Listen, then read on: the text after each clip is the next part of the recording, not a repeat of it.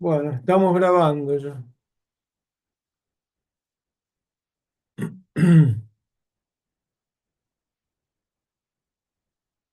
Ahí veo que pudiste entrar, Camila.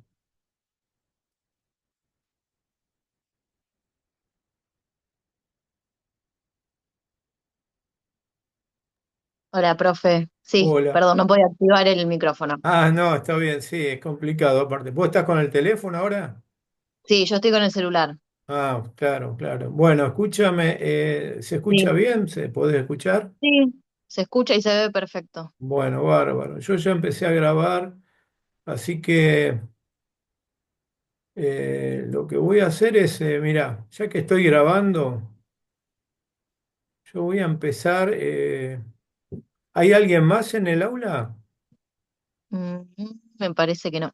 Se No, fueron todos. Bueno. Eh, Bueno, vamos a hacer una cosa. Yo, Johnny, 25,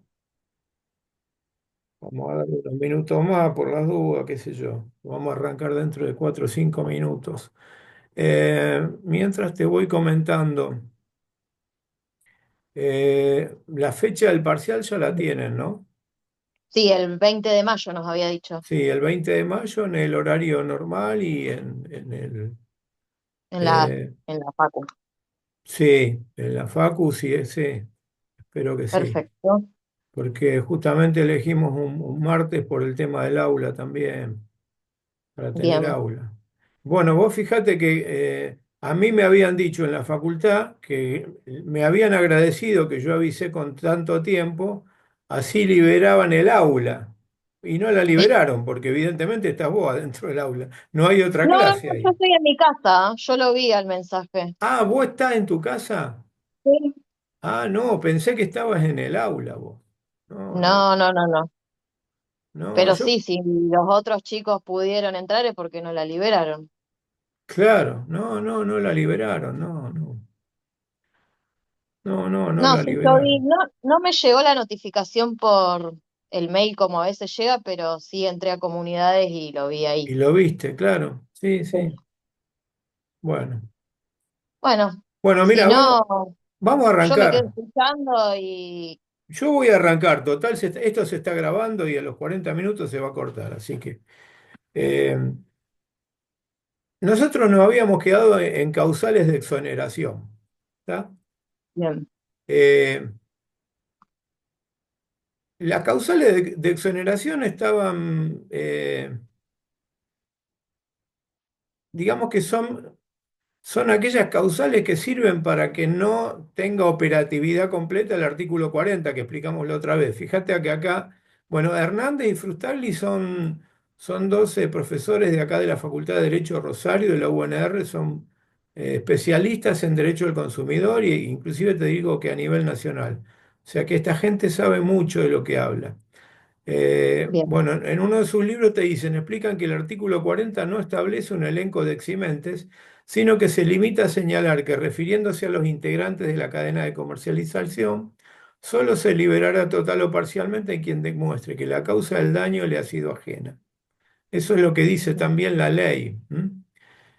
Eso significa que la causa material del daño debe desplazarse a otro centro de imputación. O sea, si el centro de imputación es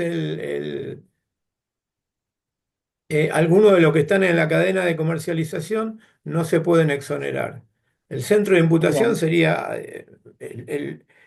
aquello hacia lo que se dirige la ley, la norma o el hecho que establece que hay que responder. Entonces te dice, cuando significa que la causa material del daño debe desplazarse a otro centro de imputación, de modo concurrente o total, es decir, caso fortuito, fuerza mayor, sí. culpa de la víctima o de un tercero extraño a la relación. Eh, ¿Y por qué dice concurrente total? No sé si te acordás que yo el martes, sí, el martes o el jueves. No, el jueves pasado. Sí, yo el jueves, profe, no me pude, me conecté, pero se ve que tenía un link viejo y no me pude sumar a la clase. No, el link era el mismo. Yo Sí, después no en la sé. segunda hora di otro link porque viste que Google Meet tiene de una hora sola, Sí. entonces. Sí, Cuando se corta yo les paso el nuevo y después en la segunda claro, hora arrancamos con el nuevo, pero siempre arranco con el mismo yo. bien. Por ahí cuando lo pusiste te quedó un espacio en blanco, vos sabés que suele pasar. Sí, no sé qué hice porque intenté como 10, 15 minutos. Fue el día que empezó 7:30, ¿o no? Que usted No, había indicado. no, ¿por qué 7:30? La clase pasada, el jueves pasado. El jueves pasado, sí. No sé. No, Bueno, no, no hay problema. no, que yo sepa no, pero bueno. No, yo empecé a las 7. Ah, bien.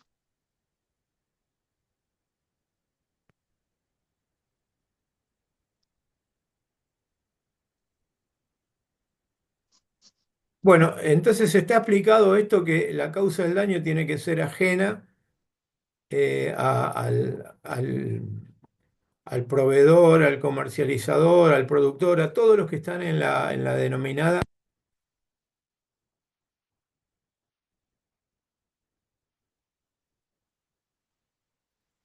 Uy, ahí no se escucha el audio.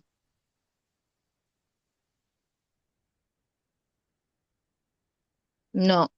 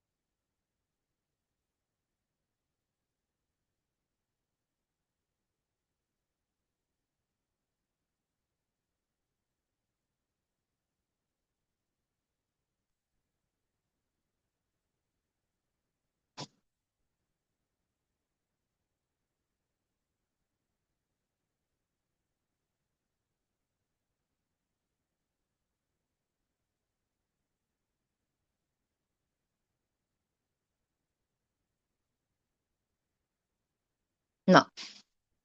Sigue sin escucharse.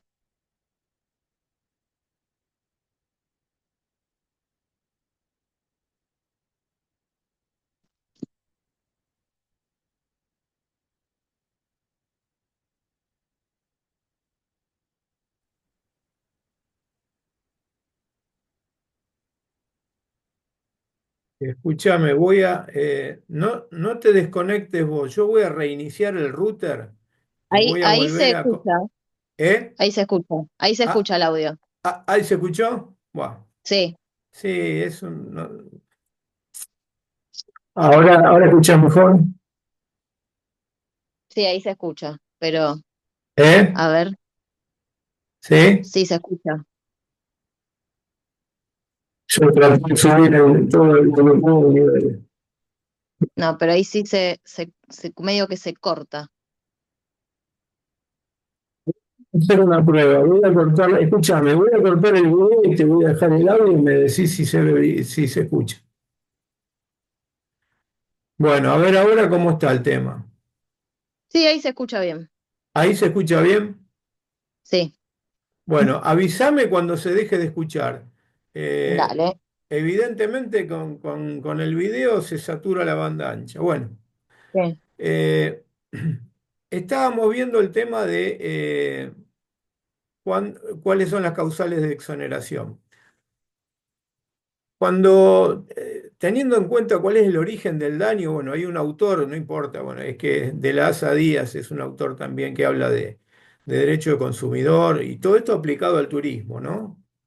Eh, Establece que concretamente en el ámbito turístico dice, se refiere justamente al caso nuestro, al caso de consumidor en el ámbito del turismo. Dice, es necesario que los sucesos que provocan la falta de cumplimiento provengan del círculo externo a la propia agencia o a las empresas que prestan los servicios turísticos directamente al consumidor, o que proviniendo de su propio círculo queden fuera por anormales e imprevisibles de su ámbito de control, por ser ajeno al riesgo propio y típico de la actividad empresarial de una agencia de viajes o de las empresas turísticas por razón de esas circunstancias. ¿Qué te quiere decir esto el tema es así. Eh, para que los hechos que provoquen la falta de cumplimiento, si vienen de un círculo externo a la propia agencia o al prestador de servicios, van a ser una causal de exoneración. ¿Por qué? Porque no va a haber ninguna vinculación, una causalidad, digamos, una vinculación directa entre el incumplimiento y la actividad que realizan. ¿Tá? Fíjate que te dice, empresas que prestan los servicios turísticos directamente al consumidor o que proveniendo de su propio círculo quede fuera de por anormal e imprevisible. Ahí ya estamos en el caso de, cuando es anormal o imprevisible, estamos en el caso de fuerza mayor, caso fortuito, o cuando dice fuera de su ámbito de control. Esto se refiere cuando es por un tercero ajeno a la relación comercial que tiene el prestador, ya sea la agencia o el prestador.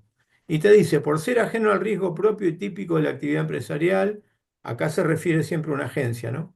O de empresas turísticas por razón de estas circunstancias.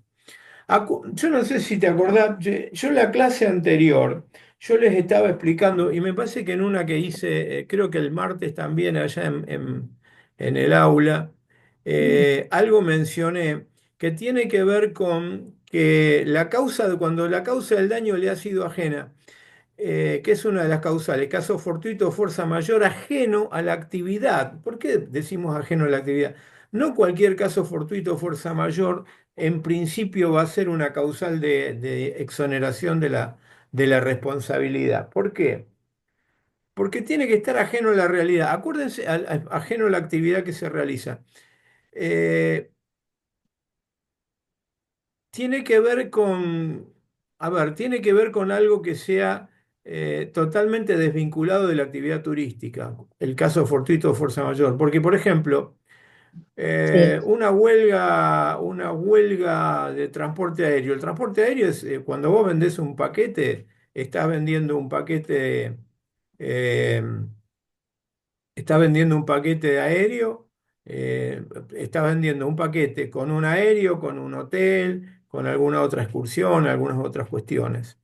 Eh, el transporte aéreo no está ajeno a la actividad turística. Y el caso fortuito sí, fuerza mayor de la aerolínea, en realidad, no tiene por qué ser una causal de exoneración de responsabilidad del agente de viajes. No sé si se bien. entiende. Sí, Pero, él, ¿por qué? Porque está vinculado con la actividad propia de la gente, que es venderte un transporte, en este caso un transporte sí. aéreo. Por ejemplo, justo mis tíos volvieron de viaje hace poco, que el 10 de abril estuvo esa paro nacional acá en el país. Sí, Ellos tenían un vuelo de Madrid a acá sí, y se los cancelaron. Y como el viaje lo habían hecho por una agencia, sí, eh, y volvieron el domingo, no, al final, sí, como que ellos no pudieron reprogramar el vuelo, como que todo lo tuvo que hacer a través de la agencia. sí. Pero Y bueno, se los se lo reprogramaron. Pero ahí la agencia, sí, y se lo reprogramó la aerolínea, que no me acuerdo si era Aerolínea Argentinas o Sí, Iberia, no me acuerdo. pero se lo tuvo, y bueno, pero la agencia se hizo cargo de reprogramárselo. Sí, Claro, claro. Porque, bueno, ahí tenés, no es una causal de exoneración para la agencia, porque está dentro de los servicios propios que presta un agente de viajes, que es proveerte del servicio de transporte. Entonces, si hay claro, un. Aparte, yo te digo una cosa. No se considera tampoco caso fortuito, fuerza mayor, un paro cuando no es intempestivo. El paro fue avisado con tiempo. ¿Se Claro. entiende? Entonces, si el paro es avisado con tiempo, no es caso fortuito o fuerza mayor, no exonera de responsabilidad. De hecho, hay fallos que así lo dicen, hay fallos judiciales que en O sea, la caso. agencia se tiene que hacer responsable de reprogramarte. Sí, la agencia, la aerolínea, el que sea. Lo que pasa que el primero que cae siempre, como yo les explico, es la agencia. Y Porque sí, porque, claro, la aerolínea tiene ciertas cuestiones de privilegio por el artículo 63 de la Ley de Defensa del Consumidor, que ya lo vamos a analizar en las próximas clases, que establece que, bueno, se aplica la ley en forma supletoria. Primero se aplica el Código Aeronáutico, después las leyes internacionales sobre transporte aéreo, cuando es vuelo internacional, y bien, en forma supletoria la ley de defensa del consumidor. Pero bueno, este tipo de demoras y cancelaciones está previsto tanto en el código aeronáutico como de hecho está previsto ahora en una norma nueva que salió a fin del año pasado, creo que en agosto, septiembre del año pasado salió, que tiene bien, que ver con los servicios que se le deben prestar al turista cuando hay cancelaciones o cuando hay demoras, ¿no? En los vuelos. Acá Ludmila, bien. ahí estamos admitiendo a Ludmila. Bien, a ver si hay alguien más que quiere entrar a la reunión. No la veo, yo la admití, pero no la veo. No, ahí está. Ahí entró Ludmila, ahí entró Ludmila. Bueno, no sé, ¿estás escuchando, Ludmila?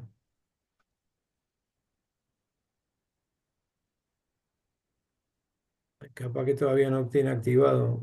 Sí, Sí, estás profe, Mm, recién me bárbaro. uní yo. Sí, no te preocupes porque desde que empezó la estamos grabando esta clase. ¿Está? Sí, sí, sí, Eh, tengo va, entendido. va a terminar a los 40 minutos del inicio y lo que yo voy a hacer después, como ya les expliqué, es volver a poner en comunidades si puedo grabar otra, si me deja Zoom grabar otra así con tan poco tiempo entre una y otra, porque a veces te piden que esperes una hora o una cosa así. Pero si la puedo grabar lo más rápido que pueda, les aviso, bueno, les aviso, le paso el link nuevo y cómo es, y seguimos y sigo grabando también la segunda hora. Si no se puede, bueno, les aviso igual también por comunidades que le voy a bien, grabar la segunda parte de la clase y se la subo a la noche. Ya de esta noche la van a tener subida antes de dormir. genial. Bueno, seguíamos entonces con el tema el tema general de lo que eran las causales de exoneración. Vamos ahora, vamos puntualmente ahora a lo que es culpa de la víctima, que se llama hecho del damnificado. ¿Qué pasa con la culpa de la víctima? Este, Fíjense, la conducta del propio damnificado pudo haber sido causa exclusiva o con causa. Con causa es cuando es parcial, ¿se entiende? Que no tuvo toda la culpa, pero sí parte de la culpa, entonces se dividen en los porcentajes que cada uno tuvo entre el prestador y la víctima o el turista. Entonces dice, la conducta del propio damnificado puede haber sido causa exclusiva o una concausa del daño, produciendo la fractura del nexo causal o concurriendo a la producción del daño. Fractura del nexo causal, se lo paso al castellano, es cuando en el derecho ya no se le puede imputar una responsabilidad a una persona o a alguien porque hay algo que interrumpe esa causalidad. Y justamente es, por ejemplo, ¿cómo se interrumpe el nexo causal? En el caso de la culpa de la víctima, por la propia culpa de la víctima. Ahí ya el nexo que une la responsabilidad del prestador con la víctima se rompe, hay una ruptura. ¿Por qué? Porque la que tiene la culpa es la víctima. Eso cuando es total, puede ser parcial. Acuérdense que puede ser que la víctima, la culpa sea compartida allí.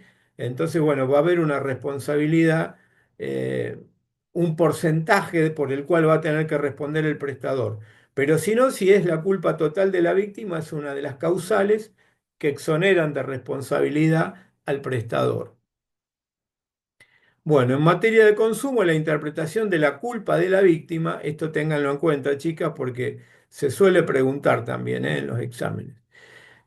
es siempre restrictiva, o sea, el juez va a entender siempre en forma muy restrictiva que hay culpa de la víctima. Primero va a tratar de analizar la situación, todos los hechos, y recién si es claro que la víctima tuvo absolutamente la culpa, entonces allí sí va a haber una causa de exclusión de responsabilidad por parte del prestador. Y es necesario tener en cuenta las condiciones personales de cada consumidor. Esto también es importante. Su eventual participación en el hecho dañoso, sobre todo en aquellos consumidores o subconsumidores especialmente vulnerables. Y esto es muy importante que lo tengan en cuenta. Fíjense, niños, personas con discapacidad, personas mayores, etcétera. No es lo mismo la culpa de la víctima por ahí en un adulto de 40 años, deportista y demás, que, eh, que hace una, qué sé yo, que hace algo muy alocado en un trekking o en algo así, y bueno, y se fractura, se rompe una pierna, se rompe un brazo, pero donde se pueda demostrar que fue absolutamente imprudente, no siguió ninguno de los protocolos ni las normas de seguridad que le dieron, no le hizo caso a los guías, entonces bueno, hay una culpa de la víctima. Eso es una cosa. Ahora, ¿cómo va a observar el juez la culpa de la víctima en el caso de un niño, de una persona con discapacidad, de una persona mayor? Es distinto. ¿Por qué le digo que es distinto?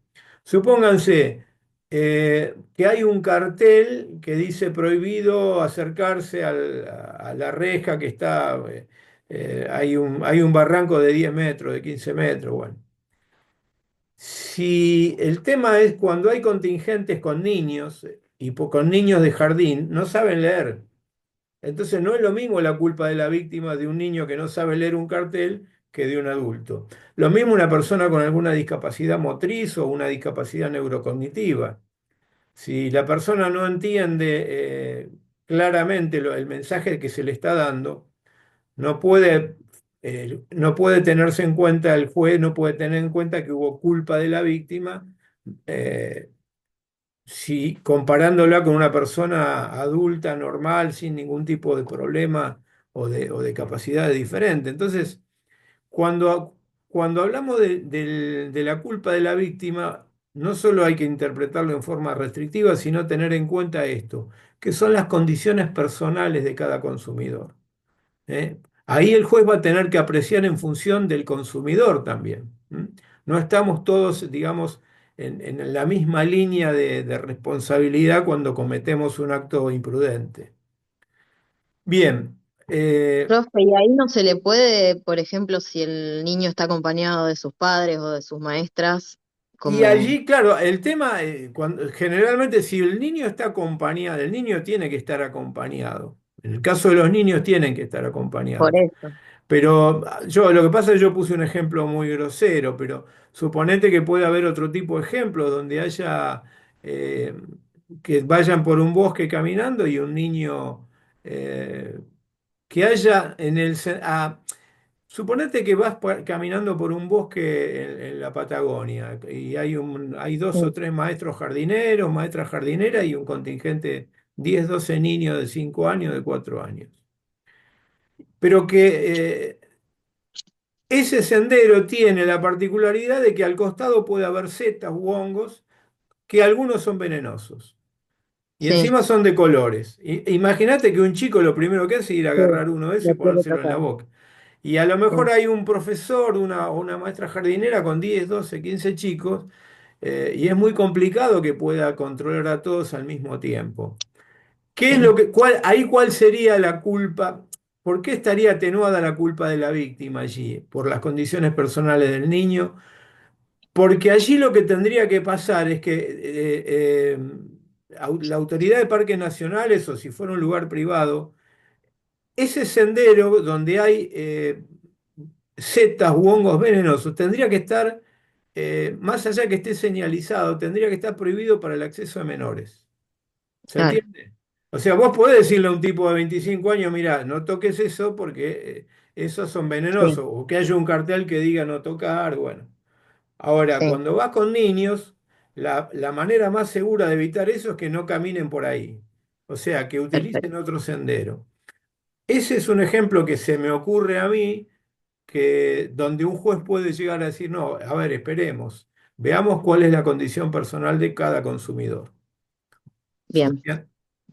Digo, a ver, son ejemplos que uno pone así de laboratorio y pone para el aula, pero sí, de todas maneras, yo les digo una cosa, chicas. Muchísimos de los ejemplos que uno pone en el aula es porque alguna vez lo leyó en algún expediente, en algún fallo. Son cosas que suelen pasar.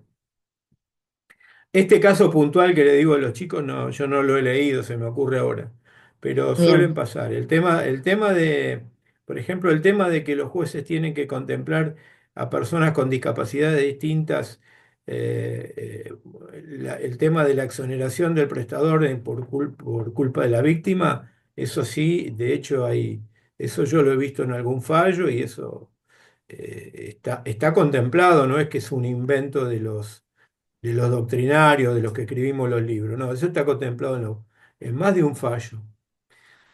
Bueno, seguimos con que también hay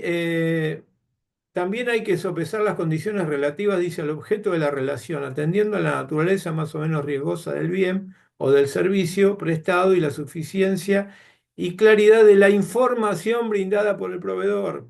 Información, ¿está? Ustedes están viendo la pantalla, ¿no? Sí.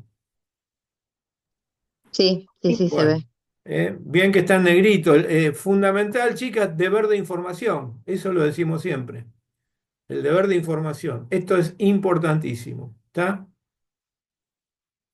Bien, todo eso hay que tenerlo en cuenta. Será indispensable que el hecho de la víctima no reconozca como antecedente el obrar negligente u omisión del proveedor. Bueno, esto es importante. ¿Por qué? Porque si el hecho de la víctima, o sea, la culpabilidad, ponele, o la negligencia del propio turista, de la víctima, tiene tiene un antecedente, un origen en un obrar negligente del propio proveedor, ahí ya es como que se compensa. Decir, bueno, yo tuve una negligencia, pero proviene de una negligencia del proveedor. Entonces ahí ya cede la responsabilidad, ¿se entiende? Ahí ya el proveedor no puede decir, no, yo me excluyo. Pero si vos fuiste ya negligente y eso provocó la otra negligencia, la del turista. ¿Eh? Esto se dará cuando existan carencias o defectos en la información brindada. Fundamental, fundamental este tema. Si hay defectos en el deber de información, eso produce justamente que aunque el turista pueda cometer una omisión, si hubo una omisión en el deber de informar o una carencia, eso no lo va a excluir de responsabilidad, va a quedar, por eso les digo la importancia del deber de información en la prestación de servicios turísticos. Es realmente uno de los elementos que más hay que tener en cuenta. ¿Mm? Justo se Bien. cortó, profe, el audio. Ahora, a ver Sí, ahora, ahí se escucha bien. Ahí se escucha bien. ahí se escucha bueno. No, les decía que es fundamental el tema del deber de información para evitar que el proveedor tenga que responder aun cuando el consumidor pueda haber sido negligente. ¿Está? Bien. Bueno, hecho del damnificado de la víctima, esto está contemplado en el Código Civil y Comercial también. ¿M? Eh, lo tienen en el artículo 1729. No lo vamos a leer el artículo porque no hace falta, lo tienen ustedes ahí en el... Yo les pasé un link para cuando quieran revisar el código y esos artículos que están en la guía. Bueno, culpa de un tercero ajeno o hecho de un tercero. Esta es otra de las causas de exoneración de la responsabilidad de los prestadores. Bueno, aquel por el cual no se responde, es decir, alguien totalmente ajeno a la cadena de comercialización. Y acá está bien explicado, les dice, no serán terceros, por ejemplo, los servicios de guías, traslados o excursiones contratadas por una agencia con sus proveedores receptivos, debiendo responder por los daños causados por estos en caso de un defectuoso servicio. Esto está más que claro, o sea, no es un tercero ajeno, tanto un guía como el chofer de un transfer que está contratado por el hotel o por la agencia, ¿se entiende?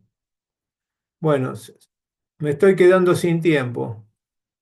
Estamos llegando al límite, chicas. Bueno, Le paso, antes que se corte, le paso por comunidades el próximo enlace. Y bueno, les voy a comentar si puedo arrancar con un enlace nuevo a grabar. Y si no me deja, bueno, les explico que no me deja. y se lo grabo y se lo subo más tarde. ¿Estamos? Perfecto. Bueno, estén Listo, atentas gracias. comunidades, estén atentas comunidades. Listo. Listo. Gracias. Bueno, dejamos de compartir.